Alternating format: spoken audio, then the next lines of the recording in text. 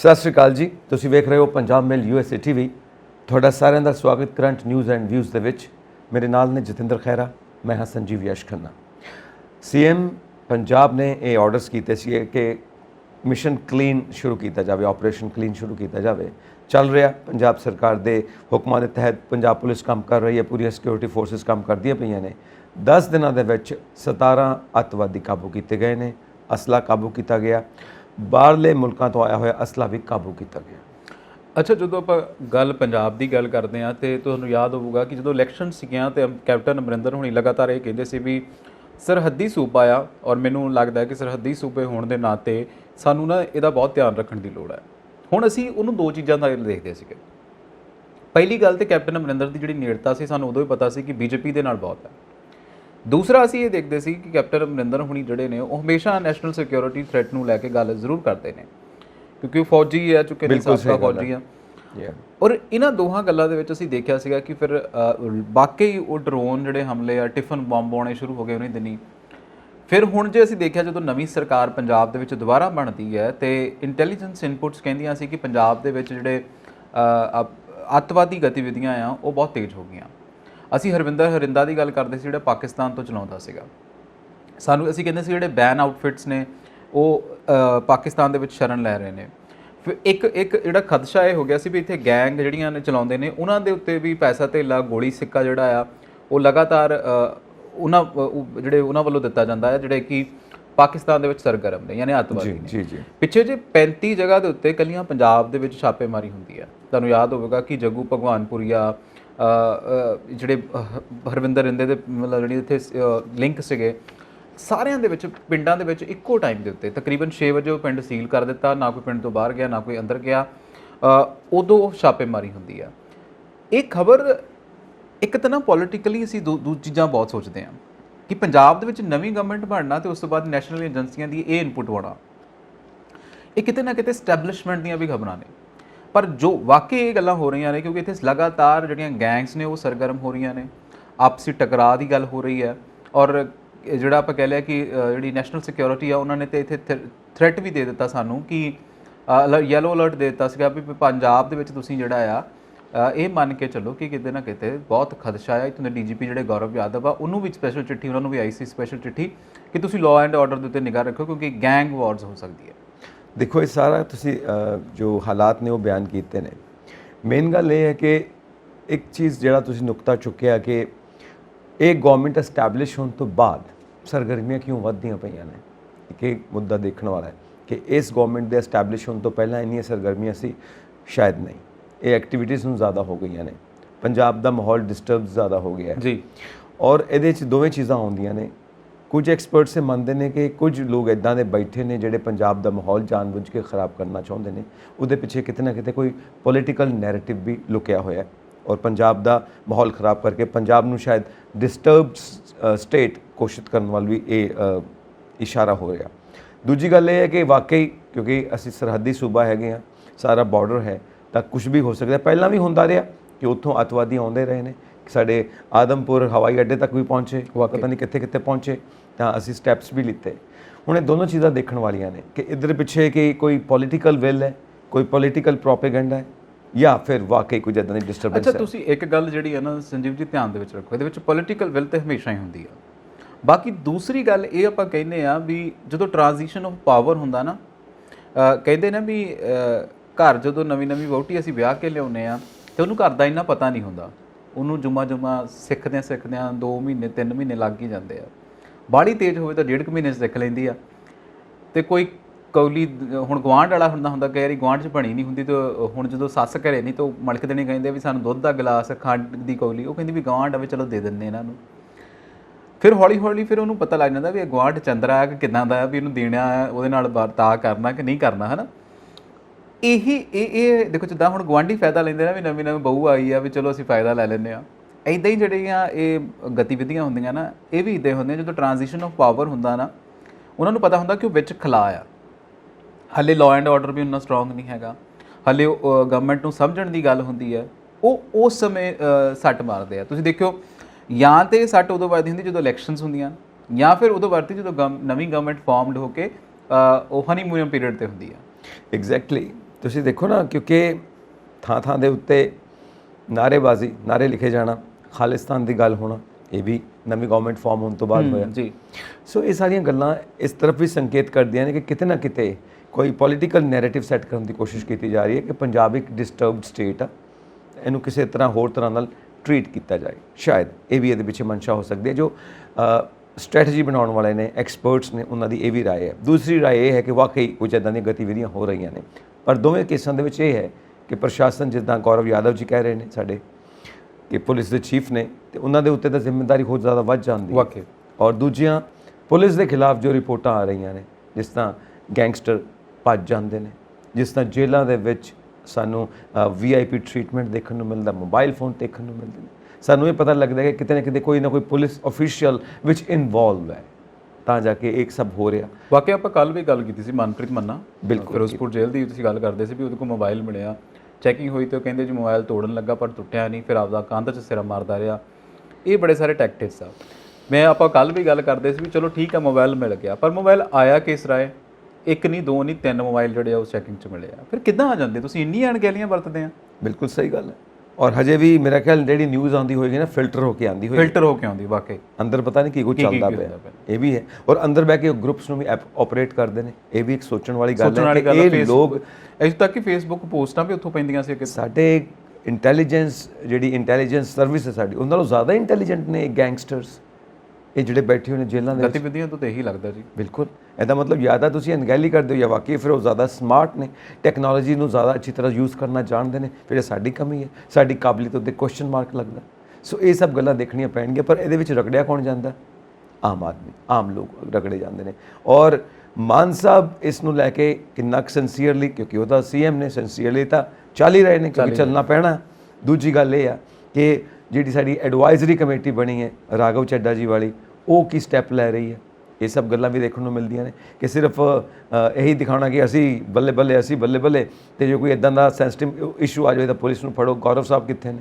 ਗੌਰਵ ਯਾਦਵ ਜੀ ਕਿੱਥੇ ਨੇ? ਉਹ ਦੱਸਣ। ਮਤਲਬ ਤੁਹਾਡੇ ਵੱਲੋਂ ਕੀ ਹੋ ਰਿਹਾ ਹੈ? ਕਿਉਂਕਿ ਐਕਸਪਰਟਸ ਇਹ ਮੰਨਦੇ ਨੇ ਕਿ 3 ਲੇਅਰਸ ਕੰਮ ਕਰਦੀਆਂ ਪਈਆਂ ਨੇ ਪੰਜਾਬ ਦੇ ਵਿੱਚ। ਫਰਸਟ ਲੇਅਰ ਸਾਡੇ ਸੁਪਰ CM ਕੇਜਰੀਵਾਲ, ਸੈਕਿੰਡ ਸਾਡੇ ਸ਼ੈਡੋ CM, ਨਹੀਂ ਸਾਡੇ ਨਾ ਕਹੋ ਜੀ, ਇਹ ਪੰਜਾਬ ਦੇ ਪੰਜਾਬ ਦੇ ਮੰਨ ਲਓ। ਦੂਜੇ ਲੇਅਰ ਦੇ ਉੱਤੇ ਕੰਮ ਕਰ ਰਹੇ ਨੇ ਰਾਘਵ ਚੱਡਾ, ਜੋ ਕਿ ਐਕਚੁਅਲ CM ਨੇ, ਸ਼ੈਡੋ CM। ਤੀਸਰੇ ਨੇ ਸਾਡੇ ਡਿਪਟੀ CM ਮਾਨ ਸਾਹਿਬ। ਇਹ ਸਭ ਗੱਲਾਂ ਸਟ੍ਰੈਟੇਜਿਸਟ ਮੰਨਦੇ ਨੇ ਕਿ ਇਸ ਤਰ੍ਹਾਂ ਪੰਜਾਬ ਨੂੰ ਆਪਰੇਟ ਕੀਤਾ ਜਾ ਰਿਹਾ। ਤਾਂ ਫਿਰ ਜ਼ਿੰਮੇਵਾਰ ਕੌਣ ਹੈ? ਔਰ ਬਾਕੀ ਜਿਹੜੀ ਤੁਸੀਂ ਲਈ ਹੈ ਕਿ ਗੁਆਂਢ ਦੀ ਨੂੰਹ ਔਰ ਨੂੰਹ ਆ ਗਈ, ਗੁਆਂਢੀ ਕਿੱਦਾਂ ਫਾਇਦਾ ਲੈਂਦੇ ਨੇ ਕਿ ਸਾਨੂੰ ਦਿੰਦੇ ਹੈ ਚੀਜ਼ਾਂ ਖਾਣ ਪੀਣ ਦੀਆਂ ਕਿ ਨਹੀਂ ਦਿੰਦੀ, ਕਿੰਨਾ ਵਰਤਣਾ ਕਿ ਨਹੀਂ ਵਰਤਣਾ। ਕਈ ਵਾਰ ਤਾਂ ਗੁਆਂਢ ਮੱਥਾ ਇੱਦਾਂ ਦਾ ਵੀ ਹੁੰਦਾ ਕਿ ਪੁੱਛੋ ਨਾ, ਹੁਣ ਸਰਦੀਆਂ ਦਾ ਮੌਸਮ ਆ ਰਿਹਾ, ਸਾਗ ਰਿੰਨਿਆ ਚਾਹੀਦਾ, ਕਹਿੰਦਾ ਦੇ ਦਿਓ, ਭਾਂਡਾ ਕਾਹਨੂੰ ਲੱਭਣਾ, 2 ਪਰੌਂਠਿਆਂ ਤੇ ਰੱਖ ਕੇ ਦੇ ਦਿਓ। ਇੱਦਾਂ ਦਾ ਵੀ ਗੁਆਂਢ ਮੱਥਾ ਹੁੰਦਾ, ਮਤਲਬ ਪੂਰਾ ਫਾਇਦਾ ਲੈਣ ਵਾਲਾ। ਸੋ ਗੁਆਂਢ ਮੱਥਾ, ਮੇਰਾ ਮਤਲਬ ਇਹ ਹੈ ਕਿ ਹੁਣ ਦਿੱਲੀ ਵਾਲੇ ਜਿਹੜੇ ਬੈਠੇ ਨੇ ਸਾਡੇ ਪੰਜਾਬ ਨੂੰ ਆਪਰੇਟ ਕਰਦੇ ਪਏ ਨੇ, ਸਾਗ ਮੰਗਣ ਦੇ ਤੇ ਦੂਸਰਾ ਪਰੌਂਠੇ ਵੀ ਸਾਡੇ ਤੋਂ ਲੈਣ ਦੇ ਜੀ, ਕਿਉਂਕਿ ਹੁਣ ਗੁਜਰਾਤ ਵਿੱਚ ਸਾਡੇ ਹੀ ਪਰੌਂਠੇ, ਸਾਡਾ ਹੀ ਸਾਗ, ਸਾਡਾ ਹੀ ਖਰਚਾ। ਵਾਕਈ ਸੋ ਇਹ ਚੀਜ਼ਾਂ ਵੀ ਦੇਖਣ ਵਾਲੀਆਂ ਨੇ। ਸੋ ਕੁੱਲ ਮਿਲਾ ਕੇ ਸਥਿਤੀ ਇਹ ਬੜੀ ਸੈਂਸਿਟਿਵ ਆ, ਜਿਹਨੂੰ ਹਰ ਬੰਦਾ ਸਮਝਦਾ ਪੰਜਾਬ ਦਾ। ਵਾਕਈ ਇਹ ਬਹੁਤ ਵੱਡੀ ਗੱਲ ਆ। ਅੱਛਾ, ਜਦੋਂ ਹੁਣ ਚਲੋ ਤੁਸੀਂ ਇਲੈਕਸ਼ਨ ਦੀ ਗੱਲ ਹੀ ਕਰ ਲਈ ਵੀ ਗੁਜਰਾਤ 'ਚ ਇਲੈਕਸ਼ਨ ਆ, ਹਰਿਆਣੇ ਦੇ 'ਚ ਇਲੈਕਸ਼ਨ ਆ, ਹਿਮਾਚਲ 'ਚ ਵੀ ਇਲੈਕਸ਼ਨ ਆ ਰਹੀਆਂ। ਮੈਂ ਕਿਹਾ ਨਾਲ ਵਾਲੀ ਆਪਾਂ ਗੱਲ ਕਰ ਲਈਏ ਵੀ ਹੁਣ ਜਿਹੜੀ ਇੱਕ ਵੱਡੀ ਖਬਰ ਸੀਗੀ ਅੱਜ ਵਾਲੀ ਕਿ SYL ਦਾ ਮੁੱਦਾ ਫਿਰ ਤੋਂ ਗਰਮ ਹੋ ਗਿਆ। ਕਹਿੰਦੇ ਜੀ ਵੀ ਇਸ ਵਾਰ ਜਿਹੜੀ ਕੇਂਦਰ ਸਰਕਾਰ ਆ ਉਹ ਪਿੱਛੇ ਹਟ ਗਈ ਆ ਤੇ ਸੁਪਰੀਮ ਕੋਰਟ ਨੇ ਕਿਹਾ ਸੀ ਜਿਵੇਂ ਕਿ ਤੁਸੀਂ ਵੀ ਜਨਵਰੀ ਤੱਕ, ਜਿਹੜੀ 19 ਜਨਵਰੀ ਤੱਕ ਸਾਨੂੰ ਰਿਪੋਰਟ ਦੇਣੀ ਆ। ਇਸੇ ਰਿਪੋਰਟ ਨੂੰ ਬਣਾਉਣ ਦੇ ਖਾਤਰ ਜਿਹੜਾ ਆ ਹੁਣ ਕਹਿੰਦੇ ਜੀ CM ਮਨੋਹਰ ਖੱਟਰ ਜਿਹੜੇ ਹਰਿਆਣਾ ਦੇ ਨੇ ਤੇ CM ਭਗਵੰਤ ਮਾਨ ਸਾਹਿਬ, ਜਿਹਨੂੰ ਤੁਸੀਂ ਕਹਿੰਦੇ ਹੋ ਡਿਪਟੀ CM ਨੇ, ਉਹ ਜੀ 14 ਅਕਤੂਬਰ ਨੂੰ ਬੈਠਣ ਜਾ ਰਹੇ ਨੇ ਤੇ ਮੀਟਿੰਗ ਹੋਊਗੀ। ਤੇ ਮੀਟਿੰਗ ਦੇ ਵਿੱਚ ਹੁਣ ਦੇਖੋ ਕੀ ਕੱਟੀ ਕੱਢਦੇ ਆ ਇਸ ਜਿਹੜਾ ਪੂਰਾ ਵਿਸ਼ਾ ਆ। ਗੱਲ ਤਾਂ ਉਹੀ ਆ ਕਿ ਸੁਪਰੀਮ ਕੋਰਟ ਤਾਂ ਇਹੀ ਚਾਹੁੰਦਾ ਕਿ ਬੈਠ ਕੇ ਮਾਮਲਾ ਨਜਿੱਠ ਲਓ, ਕਿਉਂਕਿ ਹੋਰ ਦਾ ਇਹਦਾ ਕੋਈ ਹੱਲ ਹੀ ਨਹੀਂ ਹੈਗਾ। ਉੱਧਰੋਂ ਉਹ ਆਪਣੀਆਂ ਦਲੀਲਾਂ ਦੇਣਗੇ, ਇੱਧਰੋਂ ਆਪਣੀਆਂ ਦਲੀਲਾਂ ਦੇਣਗੇ, ਤਾਂ ਆਪਸ ਦੇ ਵਿੱਚ ਉਹੀ ਚੀਜ਼ ਲਟਕੀ ਜਾਓ ਮਾਮਲਾ। ਸੋ ਇੱਕ ਗੱਲ ਇਹੀ ਆ ਕਿ ਜੋ supreme court the point of view ਹੈ ਕਿ ਇੱਕ ਨੈਚੁਰਲ ਸੋਰਸ ਆ, ਇੱਕੋ ਹੀ ਦੇਸ਼ ਆ, ਦੇਸ਼ ਦੇ ਵਿੱਚ ਇੱਕ ਨਦੀ ਹੈ, ਨਦੀ ਦਾ ਪਾਣੀ ਹੈ, ਨੈਚੁਰਲ ਸੋਰਸ ਆ ਸਾਡੇ ਕੋਲ, ਉਹ ਜ਼ਰੂਰਤ ਦੇ ਮੁਤਾਬਿਕ ਸਾਨੂੰ ਲੈ ਲੈਣਾ ਚਾਹੀਦਾ। ਹੁਣ ਇਹ ਕਹਿਣਾ ਕਿ ਇਹਦੇ ਉੱਤੇ ਪੰਜਾਬ ਦਾ ਜ਼ਿਆਦਾ ਹੱਕ ਹੈ, ਹਰਿਆਣਾ ਕਹੇ ਨਹੀਂ ਜੀ ਇਹਦੇ ਤੇ ਹਰਿਆਣੇ ਦਾ ਜ਼ਿਆਦਾ ਹੱਕ ਹੈ, ਉਧਰ ਰਾਜਸਥਾਨ ਵਾਲੇ ਵੀ ਤਿਆਰ ਬੈਠੇ ਹੋਣ। ਸੋ ਇਹ ਸਭ ਗੱਲਾਂ ਫਿਰ ਉੱਥੇ ਹੋਏਗਾ ਕਿ ਨਿਕਲੇਗਾ ਕੁਝ ਨਹੀਂ ਇਹਦੇ ਵਿੱਚੋਂ। ਵਾਕਈ ਬੈਠ ਕੇ ਮਸਲਾ ਹੱਲ ਕਰੋ ਔਰ ਜਿਹੜੇ ਬਾਕੀ ਮੁੱਦੇ ਨੇ ਉਹ ਵੀ ਹੱਲ ਕਰੋ, ਕਿਉਂਕਿ ਸਾਡੇ ਕੋਲ ਬਹੁਤ ਮੁੱਦੇ ਨੇ, ਸਾਡੇ ਕੋਲ ਮੁੱਦੇ ਹੀ ਮੁੱਦੇ ਨੇ। ਹੱਲ ਕਰਨ ਲੱਗਾਂਗੇ ਤਾਂ ਪੂਰੇ 5 ਸਾਲ ਬੀਤ ਜਾਣਗੇ ਹੱਲ ਕਰਦੇ ਜੀ। ਕਰਦੇ। ਅੱਛਾ ਸੰਜੀਵ ਜੀ, ਇੱਕ ਗੱਲ ਤਾਂ ਵੈਸੇ ਚਲੋ ਆਪਾਂ ਮੁੱਦਿਆਂ ਦੀ ਗੱਲ ਕਰਦੇ ਹਾਂ, ਇੱਕ ਗੱਲ ਤੇ ਜ਼ਰੂਰ ਹੈ ਇੱਥੇ ਮੁੱਦਿਆਂ ਤੇ, ਉਹ ਜੇ ਆਪਾਂ ਗੱਲ ਮੁੱਦੇ ਦੇ ਉੱਤੇ ਹੀ ਕਰਨੀ ਆ ਕਿ 1979 ਦੇ ਵਿੱਚ ਤਕਰੀਬਨ ਇਹ ਮੁੱਦਾ ਸ਼ੁਰੂ ਹੁੰਦਾ, ਜਦੋਂ ਫਿਰ ਉਸ ਤੋਂ ਬਾਅਦ 82 ਦੇ ਵਿੱਚ ਪਟਿਆਲਾ ਦੇ ਪਿੰਡ ਲਾਗੇ ਜਿਹੜਾ ਕਪੂਰੀ ਪਿੰਡ ਆ ਉੱਥੇ ਟੱਕ ਲੱਗਦਾ ਆ।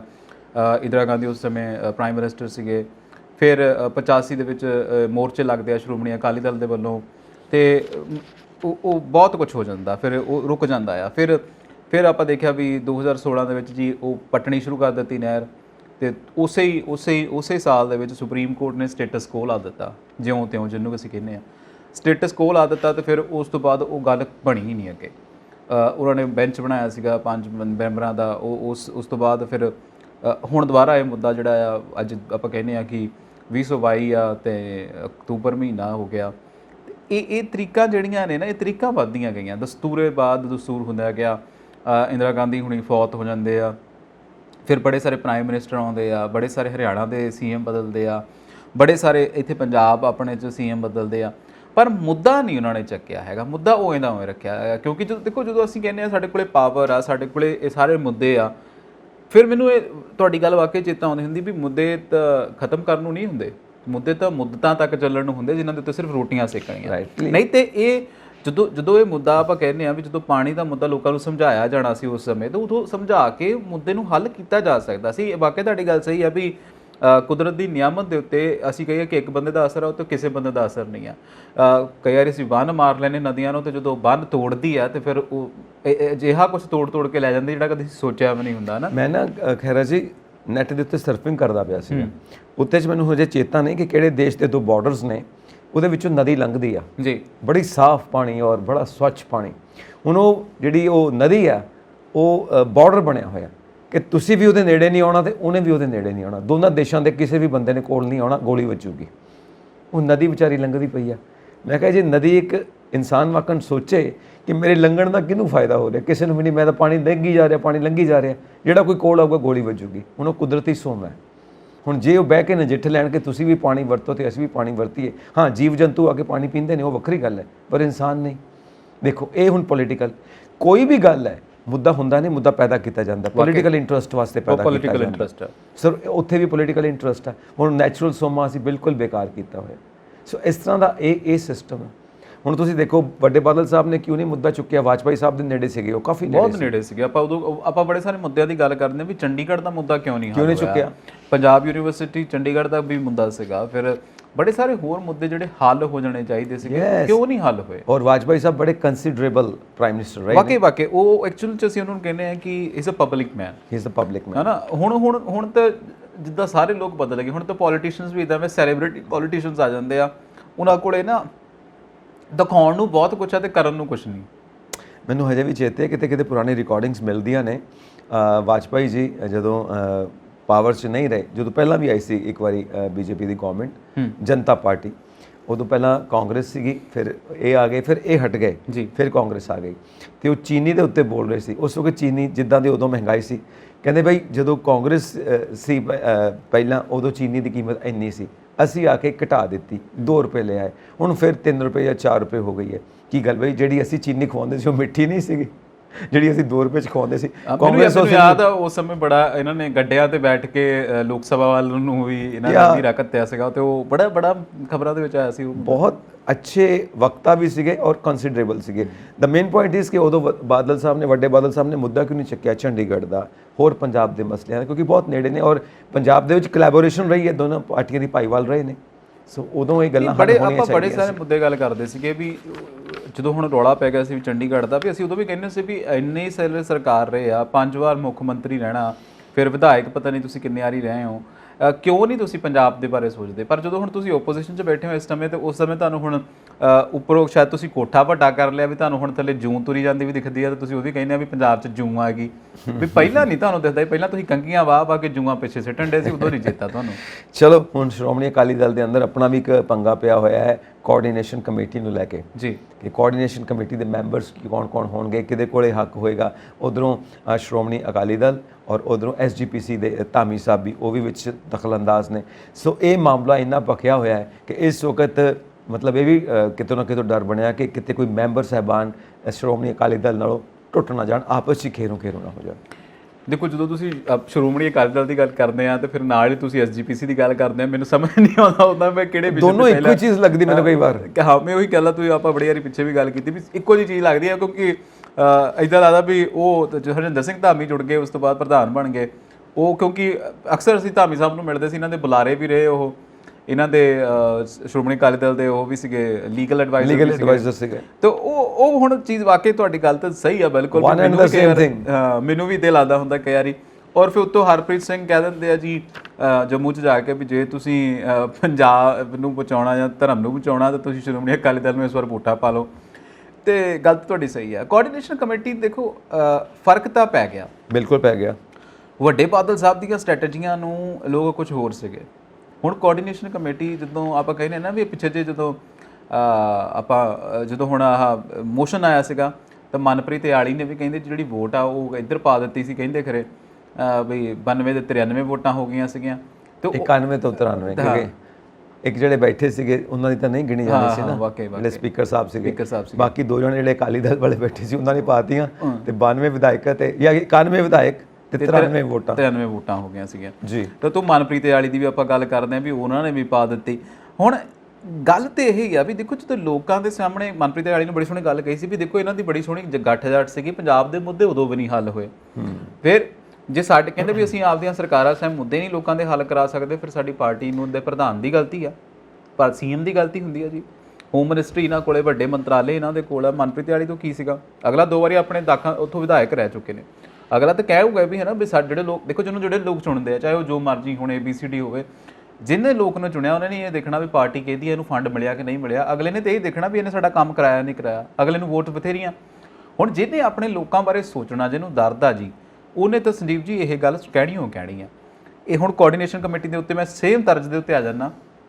ਅੰਦਰ ਖਾਤੇ ਤੇ ਬੱਤੀਆਂ ਹਰੇਕ ਦੇ ਬਲਦੀਆਂ, ਉਹ ਬਾਹਰ ਕੋਈ ਦੀਵੇ ਵਾਲੀ ਲੋ ਨਹੀਂ ਕਰਨਾ ਚਾਹੁੰਦਾ।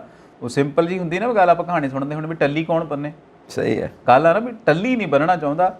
ਅੰਦਰ ਖਾਤੇ ਹੁਣ ਸੁਖਬੀਰ ਬਾਦਲ ਨੂੰ ਲੋਕੀ ਬਹੁਤੇ ਐਕਸੈਪਟ ਨਹੀਂ ਕਰਦੇ ਨਾ, ਕਿਉਂਕਿ ਉਹਨਾਂ ਨੂੰ ਡਿਲੀਵਰੀ ਚਾਹੀਦੀ ਹੈ ਔਰ ਕਿਤੇ ਨਾ ਕਿਤੇ ਉਹਨਾਂ ਨੂੰ ਲੱਗਦਾ ਕਿ ਹੋਰ ਨਵੇਂ ਬੰਦਿਆਂ ਨੂੰ ਸਾਹਮਣੇ ਆਉਣਾ ਚਾਹੀਦਾ। ਔਰ ਇੱਕ ਪਰਿਵਾਰ ਦੇ ਉੱਤੇ ਡਿਪੈਂਡ ਰਹਿ ਕੇ ਤੁਸੀਂ ਡੈਮੋਕ੍ਰੇਸੀ ਦਾ ਘਾਣ ਕਰਦੇ ਪਏ। ਦੇਖੋ ਕਿ ਨਵੇਂ ਟੈਲੈਂਟਡ ਬੰਦੇ ਅੱਗੇ ਨਹੀਂ ਆ ਸਕਦੇ। ਸੇਮ ਕਾਂਗਰਸ ਦਾ ਵੀ ਇਹੀ ਹਾਲ ਹੈ। ਇੱਧਰੋਂ ਪੰਜਾਬ ਦੀ ਸਭ ਤੋਂ ਪੁਰਾਣੀ ਪਾਰਟੀ, ਉੱਧਰੋਂ ਨੈਸ਼ਨਲ ਸਭ ਤੋਂ ਪੁਰਾਣੀ ਪਾਰਟੀ, ਦੋਵੇਂ ਥਾਂ ਦੇ ਇੱਕੋ ਹੀ ਹਾਲ ਹੈ। ਸੋ ਦਿਸ ਇਜ਼ ਦਾ ਰੀਜ਼ਨ।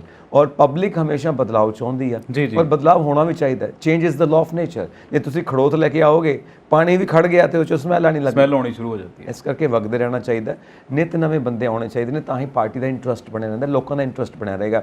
ਜਿਹੜੇ ਪਾਰਟੀ ਦੇ ਆਮ ਵਰਕਰਸ ਨੇ ਉਹਨਾਂ ਦਾ ਇੰਟਰਸਟ ਬਣਿਆ ਰਹੇਗਾ। ਨਹੀਂ ਤਾਂ ਉਹ ਕਹਿਣਗੇ ਵੀ ਬਣਨਾ ਤਾਂ ਇਹਨਾਂ ਨੇ, ਅਸੀਂ ਤਾਂ ਪੋਸਟਰ ਲਾਉਣ ਜੋਗ ਗਈਆਂ, ਦਰਜੀਆਂ ਵਿਛਾਉਣ ਜੋਗ ਗਈਆਂ, ਸਾਨੂੰ ਕੀ ਲੋੜ ਹੈ ਮਿਹਨਤ ਕਰਨ ਦੀ। ਪਰ ਉਹ ਮਿਹਨਤ ਨਹੀਂ ਕਰਦੇ। ਜੇ ਸਭ ਨੂੰ ਬਰਾਬਰ ਚਾਂਸ ਮਿਲੇਗਾ, ਡੈਮੋਕ੍ਰੇਸੀ ਦਾ ਜੋ ਮਤਲਬ ਹੈ, ਜੇ ਤੁਸੀਂ ਆਪਣੇ ਘਰ 'ਚ ਡੈਮੋਕ੍ਰੇਸੀ ਨਹੀਂ ਸਥਾਪਿਤ ਕਰਦੇ ਪਏ ਆਪਣੀ ਪਾਰਟੀ ਦੇ ਵਿੱਚ, ਤਾਂ ਤੁਸੀਂ ਕਿੱਦਾਂ ਐਕਸਪੈਕਟ ਕਰ ਸਕਦੇ ਹੋ ਕਿ ਤੁਸੀਂ ਜਦੋਂ ਪਾਵਰ 'ਚ ਆਓਗੇ ਤਾਂ ਤੁਸੀਂ ਡੈਮੋਕ੍ਰੇਸੀ ਨੂੰ ਹੀ ਐਕਸਰਸਾਈਜ਼ ਕਰੋਗੇ? ਨੋ, ਤੁਸੀਂ ਫਿਰ ਉੱਤੋਂ ਡੈਮੋਕ੍ਰੈਟਿਕ ਵਿੱਚੋਂ ਡਿਕਟੇਟਰਸ਼ਿਪ। ਸੋ ਇਹ ਚੀਜ਼ਾਂ ਵਾਕਈ ਪਸੰਦ ਨਹੀਂ ਕੀਤੀਆਂ ਜਾਂਦੀਆਂ। ਅੱਛਾ ਸੰਜੀਵ ਜੀ, ਤੁਹਾਨੂੰ ਇੱਕ ਗੱਲ ਮੈਂ ਹੋਰ ਵੀ ਦੱਸ ਦੇਵਾਂ ਵੀ ਪਿੱਛੇ ਜੇ ਆਪਾਂ ਬੜੀ ਡਿਸਕਸ ਕੀਤੀ ਸੀਗੀ ਆਸ਼ੀਸ਼ ਬਾਰੇ। ਆਸ਼ੀਸ਼ ਹੁਣੀ ਜਿਹੜੇ AIG ਸੀਗੇ 1 ਕਰੋੜ ਵਾਲੇ, ਹਾਂ 1 ਕਰੋੜ ਅਸੀਂ ਤੁਸੀਂ ਪੈਸਿਆਂ ਤੋਂ ਜਾਣਦੇ ਹਾਂ ਜੀ, 1 ਕਰੋੜ ਵਾਲੇ ਨੈਚੁਰਲੀ ਬੰਦੇ ਦੇ ਕੰਮਾਂ ਤੋਂ ਹੀ ਪਛਾਣ ਹੁੰਦੀ ਹੈ। ਪੈਸਾ ਬਹੁਤ ਮੈਟਰ ਕਰਦਾ। ਦੇਖੋ ਉਹਨਾਂ ਦੇ ਨਾਲ ਹੁਣ ਕਹਿੰਦੇ ਜੀ ਬੜੇ ਲੋਕ ਹੋਰ ਵੀ ਫਸਣਗੇ, ਕਿਉਂਕਿ ਉਹਨਾਂ ਨੂੰ ਕਲੀਨ ਚਿੱਟ ਦੇ ਦਿੱਤੀ ਸੀਗੀ ਮਾਮਲਿਆਂ ਦੇ ਵਿੱਚ। ਤੇ ਸਪੈਸ਼ਲ ਜਿਹੜੇ SIT ਦੇ ਸਪੈਸ਼ਲ ਜਿਹੜੇ ਇੰਚਾਰਜ ਸੀਗੇ DGP ਸ਼ਰਦ ਹੋਣੀ, ਕਹਿੰਦੇ ਉਹ ਵੀ ਹੁਣ ਘੇਰੇ ਦੇ ਵਿੱਚ ਨੇ, ਸੁਰਖੀਆਂ ਦੇ ਵਿੱਚ ਨੇ। ਆਟੇ ਨਾਲ ਪ੍ਰੇਥਣ ਨਹੀਂ, ਮੈਨੂੰ ਲੱਗਦਾ ਹੁਣ ਜਿਹੜੇ ਆਟੇ ਨੂੰ ਬਚਾਉਣ ਦੀਆਂ ਗੱਲਾਂ ਸੀਗੇ ਨਾ, ਉਹ ਵੀ ਹੁਣ ਸਾਰੇ ਕਹਿੰਦੇ ਜੀ ਫਸ ਜਾਣੇ ਆ। ਸਾਰਿਆਂ ਦੀ ਹੁਣ ਪੇਸ਼ੀ ਹੋਣੀ ਆ, ਦੇਖੋ ਕੀ ਬਣਦਾ ਆ। ਨਵੀਆਂ ਗੱਲਾਂ ਸਾਹਮਣੇ ਆ ਰਹੀਆਂ ਨੇ, ਨਵੀਆਂ ਬਾਤਾਂ ਸਾਹਮਣੇ ਆ ਰਹੀਆਂ ਨੇ ਜੋ ਪਹਿਲਾਂ ਕਦੇ ਨਹੀਂ ਸੁਣੀਆਂ ਸੀ। ਦੇਖੋ 1 ਕਰੋੜ ਬਹੁਤ ਵੱਡੀ ਅਮਾਉਂਟ ਹੁੰਦੀ ਹੈ, ਛੋਟੀ ਅਮਾਉਂਟ ਨਹੀਂ ਹੈਗੀ। ਔਰ ਆਪਾਂ ਪਹਿਲਾਂ ਵੀ ਇੱਕ ਵਾਰੀ ਗੱਲ ਕੀਤੀ ਸੀ, ਪਤਾ ਨਹੀਂ ਇਸ ਤੋਂ ਪਹਿਲਾਂ ਵੀ ਕਿੰਨੀ ਵਾਰ ਇਹ ਗੇਮ ਹੋਣੀ ਹੈ। ਇਸ ਵਾਰ ਤੇ ਚਲੋ ਨਜ਼ਰ 'ਚ ਆ ਗਈ, ਸਭ ਨੂੰ ਪਤਾ ਲੱਗ ਗਿਆ। ਅੰਦਰ ਖਾਤੇ ਪਤਾ ਨਹੀਂ ਕੀ ਹੋਇਆ ਹੋਣਾ ਔਰ ਕਿੱਥੇ ਹੋਇਆ ਹੋਣਾ, ਕੌਣ ਲੈਂਦਾ ਪਿਆ, ਕਿਸੇ ਨੂੰ ਥੋੜ੍ਹਾ ਪਤਾ ਜੀ ਚੱਲਦਾ ਪਿਆ। ਹੁਣ ਗੱਲ ਤਾਂ ਇਹੀ ਆ। ਹੁਣ ਜੇ ਪ੍ਰਸ਼ਾਸਨ ਦੇ ਉੱਤੇ ਦੇਖੋ ਭਰੋਸੇਯੋਗਤਾ ਉਹਨਾਂ ਦੀ ਖਤਮ ਹੋ ਜਾਂਦੀ ਹੈ। ਅਸੀਂ ਕਿੱਦਾਂ ਕਹਿ ਸਕਦੇ ਹਾਂ ਕਿ ਇਹ ਜਿਹੜੀ ਸਿਕਿਉਰਿਟੀ ਆ ਇਹ ਬਿਲਕੁਲ ਸਹੀ ਚੱਲ ਰਹੀ ਆ, ਜਾਂ ਕਿਤੋਂ ਕੋਈ ਤਹਿਕੀਕਾਤ ਹੋ ਰਹੀ ਹੈ, ਬਿਲਕੁਲ ਫੇਅਰ ਹੈ, ਕ੍ਰਿਸਟਲ ਕਲੀਅਰ ਹੈ, ਕੀ ਪਤਾ ਅੰਦਰ ਖਾਤੇ ਕੀ ਚੱਲਦਾ ਪਿਆ। ਭਰੋਸਾ ਖਤਮ ਹੋ ਗਿਆ, ਏਜੰਸੀਆਂ ਦੇ ਉੱਤੇ ਭਰੋਸਾ ਖਤਮ ਹੋ ਜਾਂਦਾ। ਸੋ ਕਿਸੇ ਵੀ ਮੁਲਕ ਦੇ ਵਿੱਚ ਜਦੋਂ ਏਜੰਸੀਆਂ ਦੇ ਉੱਤੋਂ, ਸਰਕਾਰ ਦੇ ਉੱਤੋਂ ਜਾਂ ਇੰਸਟੀਚਿਊਟਸ ਦੇ ਉੱਤੋਂ ਜੇ ਭਰੋਸਾ ਖਤਮ ਹੋਣ ਲੱਗ ਪਵੇ ਤਾਂ ਬੰਦਾ ਮਤਲਬ ਕਲਪ ਜਿਹਾ ਜਾਂਦਾ ਕਿ ਯਾਰ ਇਹ ਸੁਣਵਾਈ ਕਿੱਥੇ ਹੈ, ਜਸਟਿਸ ਕਿੱਥੇ, ਮੈਂ ਜਾਵਾਂ ਤੇ ਕਿੱਥੇ ਜਾਵਾਂ। ਦੇਖਿਆ ਜਾਵੇ ਤੇ ਆਪਣੇ ਆਪ 'ਚ ਬਹੁਤ ਵੱਡੀ ਗੱਲ ਹੈ। ਔਰ ਦੂਜੀ ਗੱਲ ਇਹ ਹੈ, ਜਦੋਂ ਆਪਾਂ ਹੁਣ ਸਿਕਿਉਰਿਟੀ ਫੋਰਸ ਦੀ ਗੱਲ ਕਰਨ ਲੱਗੇ ਹਾਂ, ਕੈਪਟਨ ਸਾਹਿਬ ਦੀ ਵੀ ਆਪਾਂ ਪਹਿਲਾਂ ਗੱਲ ਕੀਤੀ ਹੈ। ਵਾਕਈ ਹੁਣ ਕੈਪਟਨ ਸਾਹਿਬ ਲਾਸਟ ਮੰਥ ਆਪਣੇ 5 ਸਾਥੀਆਂ ਨੂੰ ਲੈ ਕੇ ਜਾ ਮਿਲੇ ਨੇ ਬੀਜੇਪੀ ਦੇ ਵਿੱਚ। ਸੋ ਕੁਝ ਰਿਪੋਰਟਸ ਆਈਆਂ ਨੇ, ਰਿਪੋਰਟਸ ਗ੍ਰਹਿ ਮੰਤਰਾਲੇ ਨੂੰ ਭੇਜੀਆਂ ਗਈਆਂ ਨੇ। ਹੁਣ ਉਹਨਾਂ ਨੂੰ Y+ ਸਿਕਿਉਰਿਟੀ ਦਿੱਤੀ ਗਈ ਹੈ। CRPF ਦੇ ਜਵਾਨ ਉਹਨਾਂ ਦੇ ਨਾਲ ਰਹਿਣਗੇ, ਕਿਉਂਕਿ ਜੋ ਪੰਜਾਬ ਦੇ ਹਾਲਾਤ ਨੇ ਜਾਂ ਉਹਨਾਂ ਨੂੰ ਕੋਈ ਕਮਿਊਨੀਕੇਸ਼ਨ ਇੱਦਾਂ ਦਾ ਹੋਇਆ ਕਿਤੋਂ ਨਾ ਕਿਤੋਂ ਕੋਈ ਟਿਪ ਮਿਲੀ ਹੈ ਕਿ ਇਹਨਾਂ ਦੇ ਉੱਤੇ ਕੋਈ ਰਿਸਕ ਹੋ ਸਕਦਾ। ਕੈਪਟਨ ਅਮਰਿੰਦਰ ਹੋਣਾ, ਕੈਪਟਨ ਅਮਰਿੰਦਰ ਦੇ ਨਾਲ ਜਿਹੜੇ 5 ਜਣੇ ਨੇ ਉਹ ਸਾਰੇ ਜੀ। ਸੋ ਦੂਜੀ ਗੱਲ ਇਹ ਹੈ ਕਿ ਉਹਨਾਂ ਦੀ ਜੋ ਸਾਰੀ ਐਕਸਪੀਰੀਅੰਸ ਹੈ ਕੈਪਟਨ ਸਾਹਿਬ ਦਾ, ਬੀਜੇਪੀ ਦਾ ਫਾਇਦਾ ਲਏਗੀ ਪੰਜਾਬ ਦੇ ਵਿੱਚ। ਉੱਧਰੋਂ ਜਾਖੜ ਸਾਹਿਬ ਵੀ ਨਾਲ ਆਏ ਹੋਏ ਨੇ, ਉਹਨਾਂ ਦਾ ਵੀ ਫਾਇਦਾ ਹੋਏਗਾ। ਸੋ ਇੱਕ ਪੱਕੇ ਪੈਰੀ ਹੋਣ ਦੀ ਗੱਲ ਹੈ। ਦੂਜੀ ਗੱਲ ਇਹ ਹੈ ਕਿ ਵਾਕਈ ਜਿੱਦਾਂ ਆਪਾਂ ਪਹਿਲਾਂ ਦੇਖ ਚੁੱਕੇ ਹਾਂ ਕਿ ਕਈ ਵਿਧਾਇਕਾਂ ਦੀ ਸਿਕਿਉਰਿਟੀ ਵਾਪਸ ਲਿੱਤੀ, ਫਿਰ ਮੁੜ ਕੇ ਬਹਾਲ ਕਰਨੀ ਪਈ। ਸੋ ਇਸ ਵਾਰ ਕੋਈ ਰਿਸਕ ਨਹੀਂ ਲੈਣਾ ਚਾਹੁੰਦੇ। ਆਪਾਂ ਪਹਿਲਾਂ ਵੀ ਦੇਖ ਚੁੱਕੇ ਹਾਂ, ਬਾਰ-ਬਾਰ ਆਪਾਂ ਗੱਲ ਕਰਦੇ ਹਾਂ ਕਿ ਸਿੱਧੂ ਮੂਸੇਵਾਲਾ ਕੇਸ ਹਜੇ ਤੱਕ ਸੋਲਵ ਨਹੀਂ ਹੋਇਆ। ਸੋ ਉਸ ਤਰ੍ਹਾਂ ਦਾ ਦੁਬਾਰਾ ਕੋਈ ਸੀਨ ਨਾ ਹੋ ਜਾਏ, ਰੱਬ ਨਾ ਕਰੇ। ਇਸ ਕਰਕੇ ਸਰਕਾਰ ਵੀ ਕਿਸੇ ਤਰ੍ਹਾਂ ਕੋਈ ਰਿਸਕ ਨਹੀਂ ਲੈਣਾ ਚਾਹੁੰਦੀ। ਸੋ Y+ ਸਿਕਿਉਰਿਟੀ ਉਹਨਾਂ ਨੂੰ ਵੀ ਦਿੱਤੀ ਗਈ ਹੈ। ਸੰਜੀਵ ਜੀ, ਤੁਹਾਡੀ ਗੱਲ ਤੇ ਬਿਲਕੁਲ ਦਰੁਸਤ ਆ, ਪਰ ਨਾ ਤੁਸੀਂ ਥੋੜ੍ਹਾ ਹਨਾ ਵੀ ਚਿੱਟੇ ਕਾਂ ਮਾਫ ਕਰਨਾ, ਕਾਲੇ ਕਾਂ ਚਿੱਟੇ ਬਣ ਨਿਕਲਦੇ ਆ ਜੀ, ਇੱਦਾਂ ਦੀ ਕਹਾਣੀ ਆਪਾਂ ਸੁਣਦੇ ਆ ਨਾ। ਬੜੀ ਸੋਹਣੀ ਕਹਾਣੀ ਆ ਉਹ, ਬੜੀ ਮੋਰਲ ਸਟੋਰੀ ਆ, ਜਿਹਦੇ 'ਤੇ ਨੀਤੀ ਦੇ ਆਧਾਰਿਤ ਸਟੋਰੀ ਆ। ਹੁਣ ਸਾਰੇ ਲੋਕ ਜਿਹੜੇ ਪੰਜਾਬ ਦੇ ਵਿੱਚ ਹੁੰਦੇ ਸੀ ਉਹ ਇਹ ਕਹਿੰਦੇ ਵੀ ਬੀਜੇਪੀ ਦੇ ਕੋਲ ਕੀ ਆ, ਜਿਹੜੇ ਪਹਿਲਾਂ ਤਾਂ ਭ੍ਰਸ਼ਟ ਹੁੰਦੇ ਆ, ਜਦੋਂ ਇਹਦੇ 'ਚ ਵੜ ਜਾਂਦੇ ਤੇ ਫਿਰ ਉਹ ਚਿੱਟੇ ਹੋ ਜਾਂਦੇ ਨੇ, ਸਾਫ਼ ਸੁਥਰੇ। ਹਾਂ, ਭ੍ਰਸ਼ਟ ਹੁੰਦੇ ਨਹੀਂ, ਇਹਨਾਂ ਕੋਲ ਕਿਹੜਾ ਕਲੀਨਜ਼ਰ ਲੱਗਾ। ਤੇ ਦੂਸਰੀ ਗੱਲ ਇਹ ਉੜਦੀ ਹੁੰਦੀ ਸੀ ਵੀ ਜੇ ਤੁਹਾਨੂੰ Y+ ਜਾਂ Z+ ਸਿਕਿਉਰਿਟੀ ਚਾਹੀਦੀ ਤਾਂ ਤੁਸੀਂ ਬੀਜੇਪੀ ਨਾਲ ਹੱਥ ਮਿਲਾ ਲਓ, ਬੜੀ ਛੇਤੀ ਤੁਹਾਨੂੰ Z+ Y+ ਸਿਕਿਉਰਿਟੀ ਆ ਜਾਂਦੀ ਆ। ਗੱਲ ਇਹੀ ਆ ਕਿਉਂਕਿ 2014 ਤੋਂ ਇੱਕ ਨਾ ਸਟਲਨੈਸ ਹੈ, ਇੱਕ ਕਨਸਟੈਂਟ ਡਰ ਕ੍ਰੀਏਟ ਕੀਤਾ ਜਾ ਰਿਹਾ, ਜਿਹਦੇ ਵਿੱਚ ਇਹ ਗੱਲ ਕੀਤੀ ਜਾਂਦੀ ਆ ਵੀ ਬਈ ਡਰ ਵਾ, ਹਿੰਦੂ ਵਤਾਂ ਨੂੰ ਡਰ ਆ। ਦੇਖੋ, ਸਭ ਤੋਂ ਮੈਜੋਰਿਟੀ ਕੌਮ ਜਿਹੜੀ ਇੱਥੇ ਹੈਗੀ ਆ ਭਾਰਤ ਦੇ ਵਿੱਚ, ਉਹ ਕੌਣ ਆ? ਹਿੰਦੂ ਆ। ਤੇ ਇੱਥੇ ਹਿੰਦੂ ਲੀਡਰਾਂ ਨੂੰ ਕਿਵੇਂ ਡਰ ਹੋ ਸਕਦਾ ਕਿਸੇ ਚੀਜ਼ ਤੋਂ, ਮੈਨੂੰ ਇਹ ਨਹੀਂ ਸਮਝ ਆਉਂਦੀ। ਫਿਰ ਉਹਨਾਂ ਨੂੰ Y+ Z+ ਸਿਕਿਉਰਿਟੀਆਂ ਦਿੱਤੀਆਂ ਜਾਂਦੀਆਂ। ਇੱਕ ਗੱਲ ਇਹ ਵੀ ਆ ਕਿ ਬੜੇ ਸਾਰੇ ਨੇਤਾ ਬੀਜੇਪੀ ਦੇ ਵਿੱਚ ਇੱਦਾਂ ਦੇ ਜਿਹੜੇ ਬੋਲਣ ਲੱਗੇ ਕੁਝ ਨਹੀਂ ਦੇਖਦੇ, ਉਹ ਬੋਲ ਦਿੰਦੇ ਆ। ਫਿਰ ਬੋਲਣ ਤੋਂ ਬਾਅਦ ਫਿਰ ਉਹਨਾਂ ਨੂੰ ਲੱਗਦਾ ਵੀ ਅਸੀਂ ਗਲਤ ਬੋਲਿਆ ਤੇ ਹੁਣ ਸਾਨੂੰ ਇਹੀ ਬਚਾ ਸਕਦਾ। ਫਿਰ ਉਹ ਕਹਿੰਦੇ ਆ ਜੀ ਸਾਨੂੰ ਸਿਕਿਉਰਿਟੀ ਦੇ ਦਿਓ, ਨਹੀਂ ਤਾਂ ਅੱਗੇ ਤੋਂ ਅਸੀਂ ਤੁਹਾਡਾ ਲਾਈਮਲਾਈਟ 'ਚ ਲਿਆਉਣ ਦੇ ਲਈ ਕਰਨਾ ਨਹੀਂ ਹੈਗਾ ਕੁਛ। ਕਹਿੰਦੇ ਜੀ ਜਦੋਂ ਤੁਸੀਂ ਬੀਜੇਪੀ 'ਚ ਨਾਮ ਕਮਾਉਣਾ ਤਾਂ ਤੁਸੀਂ ਬੇਪਾਕ ਹੋ ਜਾਓ, ਤੁਸੀਂ ਕੁਝ ਵੀ ਬੋਲਦੇ ਰਹੋ। ਜਿੱਥੇ ਜੋਗੀ ਆਦਿੱਤਿਆਨਾਥ ਵਰਗੇ ਲੋਕ ਜਿਹੜੇ CM ਬਣ ਜਾਣ, ਉੱਥੇ ਤੁਸੀਂ ਹਿਸਾਬ ਲਾ ਸਕਦੇ ਹੋ ਕਿ ਫਿਰ ਪਾਰਟੀ ਲਾਈਨ ਕੀ ਹੋਏਗੀ ਤੇ ਪਾਰਟੀ ਪਾਲਿਸੀ ਕੀ ਹੈ। ਕੋਈ ਕੁਝ ਨਹੀਂ ਬੋਲ ਸਕਦਾ, ਕੋਈ ਕੁਝ ਨਹੀਂ ਕਹਿ ਸਕਦਾ, ਕਿਉਂਕਿ ਫਿਰ ਸਰਕਾਰੀ ਏਜੰਸੀਆਂ ਉਹਦਾ ਪਿੱਛਾ ਕਰਦੀਆਂ ਨੇ, ਇਨਵੈਸਟੀਗੇਟ ਕਰਦੀਆਂ ਨੇ। ਮਤਲਬ ਹਰ ਏਜੰਸੀ ਉਹਦੇ ਮਗਰ ਲੱਗ ਜਾਂਦੀ ਹੈ। ਵਿਚਾਰਾ ਜਾਵੇ ਤੇ ਕਿੱਥੇ ਜਾਵੇ, ਭੱਜੇ ਤੇ ਭੱਜੇ ਕਿੱਥੇ। ਚਿੜੀ ਵਿਚਾਰੀ ਕੀ ਕਰੇ, ਠੰਡਾ ਪਾਣੀ ਪੀ ਮਰੇ। ਇੱਥੇ ਆਪਾਂ ਕਹਿੰਦੇ ਵੀ ਚਿੜੀ ਵਿਚਾਰੀ ਕੀ ਕਰੇ, ਬੀਜੇਪੀ ਦੇ ਵਿੱਚ ਜਾ ਵੜੇ। ਚਲੋ, ਇਹ ਤਾਂ ਨਵਾਂ ਇੱਕ ਤੁਸੀਂ ਦੇ ਦਿੱਤਾ ਈਡੀਅਮ ਕਿ ਚਿੜੀ ਵਿਚਾਰੀ ਕੀ ਕਰੇ, ਜਾ ਕੇ ਵੜੇ ਬੀਜੇਪੀ 'ਚ ਜਾ ਵੜੇ। ਇਹ ਵੀ ਚਲੋ ਵਧੀਆ ਗੱਲ ਹੈ। ਗੱਲ ਇਹ ਹੈ ਕਿ ਤੁਹਾਡੀ ਜਿਹੜੀ ਗੱਲ ਹੈ ਨਾ, ਚਿੱਟਿਆਂ ਤੋਂ ਕਾਲੇ ਤੇ ਕਾਲਿਆਂ ਤੋਂ ਚਿੱਟੇ, ਜਿਹਨੂੰ ਮਰਜ਼ੀ ਜੋ ਮਰਜ਼ੀ ਬਣਾਈ ਜਾਂਦੇ ਨੇ, ਇਹ ਤਾਂ ਉਹੀ ਗੱਲ ਹੈ ਨਾ, ਮਨਮਰਜ਼ੀ ਚੱਲ ਰਹੀ ਹੈ। ਇਸੇ ਕਰਕੇ ਕਈ ਜਿਹੜੇ ਵਿਰੋਧੀ ਧਿਰ ਦੇ ਲੀਡਰਸ ਨੇ, ਪਾਰਟੀਆਂ ਨੇ, ਉਹ ਕਹਿੰਦੀਆਂ ਨੇ ਕਿ ਅਸੀਂ ਆਪਸ 'ਚ ਹੱਥ ਮਿਲਾ ਕੇ ਇੱਕ ਮਜ਼ਬੂਤ ਵਿਰੋਧੀ ਧਿਰ ਖੜੀ ਕਰੀਏ ਜੋ ਬੀਜੇਪੀ ਦੀ ਮਨਮਰਜ਼ੀ ਨੂੰ ਰੋਕ ਸਕੇ। ਕਿਉਂਕਿ ਦੇਸ਼ ਦੇ ਅੰਦਰ ਜਿਹੜਾ ਦੇਖੋ, ਮਮਤਾ ਬੈਨਰਜੀ ਇਸ ਮਾਮਲੇ 'ਚ ਬਹੁਤ ਜ਼ਿਆਦਾ ਸਟਰੋਂਗ, ਗੰਭੀਰ ਵੀ ਨੇ। ਉਹ ਕਹਿੰਦੇ ਨੇ ਕਿ ਵੀ ਅਸੀਂ ਸਾਂਝਾ ਮੋਰਚਾ ਬਣਾਵਾਂਗੇ। ਸ਼ਰਦ ਪਵਾਰ ਹੁਣੀ ਵੀ ਕਹਿੰਦੇ ਵੀ ਅਸੀਂ ਉਹਨਾਂ ਦੇ ਨਾਲ ਖੜੇ ਆ, ਬਹੁਤ ਜਲਦੀ ਹੋਊਗਾ। ਪਰ ਕਿੱਦਾਂ ਹੋਊਗਾ, ਕਿਉਂਕਿ ਸਾਂਝਾ ਮੋਰਚਾ ਵੀ ਬਣਨਾ ਬਹੁਤ ਔਖਾ, ਕਿਉਂਕਿ ਆਮ ਆਦਮੀ ਪਾਰਟੀ ਕਹਿੰਦੀ ਜੇ ਅਸੀਂ ਤੁਹਾਡੇ ਨਾਲ ਨਹੀਂ ਲੜਨਾ। ਉਧਰੋਂ ਮੈਨੂੰ ਲੱਗਦਾ ਕਾਂਗਰਸ ਦੇ ਵੀ ਇਹੀ ਹਾਲ ਆ, ਉਹ ਕਹਿੰਦੇ ਜੇ ਅਸੀਂ ਲੜਾਂਗੇ ਤਾਂ ਇਕੱਲੇ ਲੜਾਂਗੇ। ਕਹਿੰਦੇ ਹੁੰਦੇ ਨਾ ਵੀ ਹੁਣ ਸਾਡੇ ਕੋਲੇ ਖੋਣ ਲਈ ਕੁਝ ਨਹੀਂ ਹੈਗਾ, ਤੇ ਕਾਂਗਰਸ ਕੋ ਵਾਕਈ ਹੁਣ ਖੋਣ ਲਈ ਕੁਝ ਨਹੀਂ। ਜੋ ਇਕੱਲੇ ਵੀ ਲੜੇ ਤਾਂ ਵੀ ਉੱਦਾਂ ਹੀ ਠੀਕ ਆ, ਜੇ ਇਹਨਾਂ ਦੇ ਨਾਲ ਲੜੇ ਤਾਂ ਵੀ ਠੀਕ ਆ। ਇਸ ਕਰਕੇ ਸਾਂਝਾ ਮੋਰਚਾ ਵੀ ਹਲੇ ਡਾਮਾਡੋਲ ਸਥਿਤੀ ਦੇ ਵਿੱਚ ਆ। ਪਰ ਜੇ ਬਣਦਾ ਹੈ ਤਾਂ ਵਾਕਈ ਆਪਾਂ ਕਹਿੰਦੇ ਆ ਕਿ ਟੱਕਰ ਦੇ ਸਕਦਾ ਬੀਜੇਪੀ, ਟੱਕਰ ਦੇ ਸਕਦਾ। ਪਰ ਉੱਥੇ ਫਿਰ ਆਪਸ 'ਚ ਨਾ ਲੜ ਪੈਣ, ਮੈਂ ਬਣਨਾ, ਮੈਂ ਡਿਪਟੀ ਬਣੂੰਗਾ ਤੇ ਮੈਂ CM ਬਣੂੰਗਾ। ਸਾਂਝਾ ਮੋਰਚਾ ਬਣਦਾ ਨਾ, ਉਦੋਂ ਪਹਿਲਾਂ ਡਿਸਾਈਡ ਹੋ ਕੇ ਬਣਦਾ। ਜੇ ਬਾਏ ਚਾਂਸ ਅਸੀਂ ਜਿੱਤ ਗਏ, ਪਹਿਲੀ ਗੱਲ ਤਾਂ ਦੇਖੋ ਜਿੱਤਣ ਵਾਲੇ ਨਹੀਂ, ਜੇ ਬਾਏ ਚਾਂਸ ਅਸੀਂ ਜਿੱਤ ਗਏ ਤਾਂ ਫਿਰ ਮੈਂ ਉਹਦੇ ਪਹਿਲਾਂ ਹੀ ਡਿਸਾਈਡ ਹੁੰਦੇ ਆ। ਇਹ ਨਹੀਂ ਹੈਗਾ ਕਿ ਬਾਅਦ ਵਿੱਚ ਡਿਸਾਈਡ ਹੁੰਦੇ ਆ। ਕੁਛ ਹੁੰਦੇ ਨੇ ਹਮੇਸ਼ਾ, ਵਾਕਈ ਤੁਸੀਂ ਠੀਕ ਕਹਿੰਦੇ, ਪਹਿਲਾਂ ਡਿਸਾਈਡ ਹੁੰਦੇ, ਸ਼ਰਤਾਂ ਦੇ ਉੱਤੇ ਤਾਂ ਬਣਨਗੇ, ਸ਼ਰਤਾਂ ਤੇ ਪਾਰਟੀ ਹੋਣੀ, ਠੀਕ ਹੈ ਨਾ। ਉਸ ਤੋਂ ਬਾਅਦ ਵੀ ਕਈ ਵਾਰ ਐਸੀ ਸਿਚੁਏਸ਼ਨਸ ਪੈਦਾ ਹੋ ਜਾਂਦੀਆਂ, ਵਾਕਈ ਬਹੁਤ ਵਾਰ ਪੈਦਾ ਹੁੰਦੀਆਂ, ਕਿਉਂਕਿ ਅਨਸਰਟਨਟੀ ਤਾਂ ਹਰ ਥਾਂ ਗਿਆ। ਪੋਲਿਟਿਕਸ ਹੈ, ਜਿੱਧਰ ਮੇਰਾ ਫਾਇਦਾ ਉੱਧਰ ਮੈਂ ਜਾਣਾ, ਜਿੱਧਰ ਮੇਰਾ ਫਾਇਦਾ ਨਹੀਂ ਉੱਧਰ ਮੈਂ ਕਿਉਂ ਜਾਵਾਂ। ਪਹਿਲਾਂ ਕੈਲਕੂਲੇਸ਼ਨਸ ਕੀਤੀਆਂ ਸੀ, ਮੈਨੂੰ ਫਾਇਦਾ ਦਿਖਦਾ ਪਿਆ ਸੀ, ਹੁਣ ਮੈਨੂੰ ਫਾਇਦਾ ਨਹੀਂ ਦਿਖਦਾ ਪਿਆ। ਮੇਰਾ ਇੱਕ ਮਿੱਤਰ ਹੈ, ਉਹਨੇ ਬੜੀ ਸੋਹਣੀ ਗੱਲ ਲਿਖੀ ਸੀ ਪੋਲੀਟੀਕਲਸ, कपड़े सफ़ेद हों मन चाहे काला हो, अंदर अंधेरा पर बाहर उजाला हो। ਸੋ ਇਸ ਤਰ੍ਹਾਂ ਕਰਕੇ ਤੁਸੀਂ ਜਨਤਾ ਨੂੰ ਛਲਾਵਾ ਦੇ ਸਕਦੇ ਹੋ, ਵਾਕਈ। ਉਹਨਾਂ ਨੂੰ ਆਪਣੇ ਹੱਕ 'ਚ ਵੋਟਾਂ ਪਵਾ ਸਕਦੇ ਹੋ। ਸੋ ਇੱਕ ਵਧੀਆ ਗੱਲ ਹੋ ਗਈ ਹੈ, ਆਪਾਂ ਉਹ ਥੋੜਾ ਜ਼ਿਕਰ ਕਰਕੇ ਅੱਗੇ ਵੱਧ ਜਾਂਦੇ ਹਾਂ। SMS ਆਇਆ ਕਰੂਗਾ ਜਦੋਂ ਬਿਜਲੀ ਦਾ ਕੱਟ ਲੱਗਿਆ ਕਰੂਗਾ, ਪੰਜਾਬ ਦੇ ਅੰਦਰ ਇੱਕ ਨਵੀਂ ਸਹੂਲੀਅਤ, ਨਵੀਂ ਫੈਸਿਲਿਟੀ ਦਿੱਤੀ ਜਾ ਰਹੀ ਹੈ। ਮੈਨੂੰ ਲੱਗਦਾ ਪੂਰੇ ਪੰਜਾਬ ਦੇ ਵਿੱਚ ਨਹੀਂ ਹੈ ਹਾਲੇ, ਸਿਰਫ ਅੰਮ੍ਰਿਤਸਰ ਅੰਮ੍ਰਿਤਸਰ ਦੇ ਵਿੱਚ, ਕਿਉਂਕਿ ਹੌਲੀ ਹੌਲੀ ਉਮੀਦ ਹੈ ਕਿ ਫਿਰ ਬਾਕੀ ਸ਼ਹਿਰਾਂ ਦੇ ਵਿੱਚ ਵੀ ਹੋ ਜਾਵੇ। ਹੁਣ ਤਾਂ ਸਾਡੇ ਜਲੰਧਰ ਸ਼ਹਿਰ ਦੇ ਵਿੱਚ ਵੀ ਬੜਾ ਕੱਟ ਲੱਗਦੇ ਆ, ਬਿਲਕੁਲ ਲੱਗਦਾ। ਸਵੇਰੇ ਸਵੇਰੇ ਤਾਂ ਬਾਕੀ ਬਹੁਤ ਲੱਗਦਾ। ਜਦੋਂ ਤੁਸੀਂ ਦਫ਼ਤਰ ਜਾਣਾ ਹੁੰਦਾ, ਤੁਸੀਂ ਕੱਪੜੇ ਪ੍ਰੈਸ ਕਰਨੇ ਹੁੰਦੇ ਨਾ, ਤੇ ਉਸ ਸਮੇਂ ਕੱਟ ਲੱਗਾ ਹੁੰਦਾ। ਫਿਰ ਸ਼ਨੀ ਐਤਵਾਰ ਤੁਹਾਨੂੰ ਜਦੋਂ ਛੁੱਟੀ ਹੁੰਦੀ ਹੈ, ਉਦੋਂ ਕੱਟ ਲੱਗਾ ਹੁੰਦਾ। ਚਲੋ ਜੇ ਹੁਣ ਸਾਨੂੰ ਵੀ SMS ਆ ਜਾਇਆ ਕਰੇ ਤਾਂ ਅਸੀਂ ਵੀ ਪਹਿਲਾਂ ਕੱਪੜੇ ਪ੍ਰੈਸ ਕਰ ਲਿਆ ਕਰੀਏ। ਨਹੀਂ, ਉਹਨਾਂ ਨੇ ਕਹਿਣਾ ਨਾ ਕਿ ਅਸੀਂ ਇੰਪਲੋਇਮੈਂਟ ਜਨਰੇਟ ਕਰ ਰਹੇ ਹਾਂ, ਕਿ ਜਿਹੜੇ ਤੁਹਾਡੇ ਮਹੱਲਿਆਂ ਦੇ ਵਿੱਚ ਕੱਪੜਾ ਪ੍ਰੈਸ ਕਰਨ ਵਾਲੇ ਹੈਗੇ ਨੇ, ਕੋਲੇ ਵਾਲੇ ਵੀ ਉਹਨਾਂ ਨੂੰ ਕੋਲੇ ਵਾਲੇ, ਉਹਨਾਂ ਨੂੰ ਕੱਪੜੇ ਦਿਓ ਤੇ ਪ੍ਰੈਸ ਕਰਾਓ, ਉਹਨਾਂ ਦੇ ਵੀ ਇਨਕਮ ਬਣੇ ਤੇ ਤੁਹਾਨੂੰ ਰਾਹਤ ਮਿਲੇ, ਤੁਸੀਂ ਆਰਾਮ ਨਾਲ ਤਿਆਰ ਹੋ ਕੇ ਆਫਿਸ ਆ ਸਕੋ। ਬਾਕੀ ਜੀ ਚਲੋ ਆਰਾਮ ਤੇ ਜ਼ਿੰਦਗੀ ਦੇ ਵਿੱਚ ਜਿਹਦੇ ਆ ਜਾਵੇ, ਉਹ ਕਹਿੰਦੇ ਹੁੰਦੇ ਵੀ ਉਹ ਮਰਨ ਕੰਢੇ ਆ, ਤੇ ਜ਼ਿੰਦਗੀ ਜਿਉਣਾ ਤੇ ਸੰਘਰਸ਼ ਕਰਨ ਦਾ ਨਾਮ ਆ। ਫਿਲਹਾਲ ਮੈਨੂੰ ਤੇ ਸੰਜੀਵ ਜੀ ਨੂੰ ਦਿਓ ਆ ਗਿਆ, ਕਿਉਂਕਿ ਸਾਡੇ ਹੋਰ ਵੀ ਬੜੇ ਸਾਰੇ ਸੰਘਰਸ਼ ਨੇ। ਸਤਿ ਸ਼੍ਰੀ ਅਕਾਲ। ਸਤਿ ਸ਼੍ਰੀ ਅਕਾਲ ਜੀ।